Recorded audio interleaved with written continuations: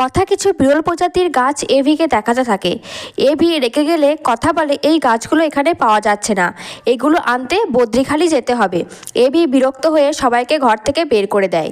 বাইরে এসে কথা বলে আমরা সবাই বদ্রিখালি গেলে কেমন হয়, পাচক মশাইকে রাজি করানোর দায়িত্ব আমার।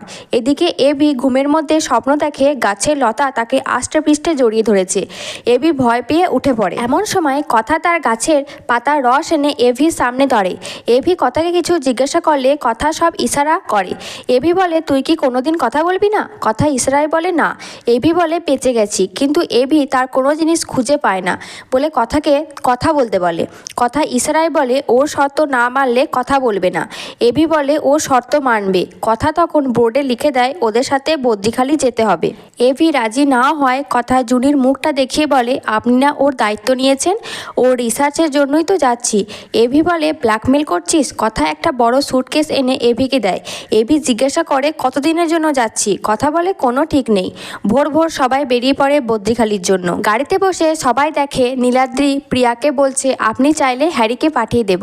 এদিকে গাড়িতে বসে কথা আর এভি খুনসুটি করতে থাকে। সবাই বদ্রিখালি পৌঁছে যায়। এবার ওদের ভ্যানে যেতে হবে। এভি বলে কথা তো ভ্যানে উঠলেই নাচতে শুরু করে দেয়।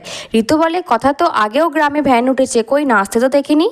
এভি কিছু বলতে গেলে কথা বারণ করে দেয়।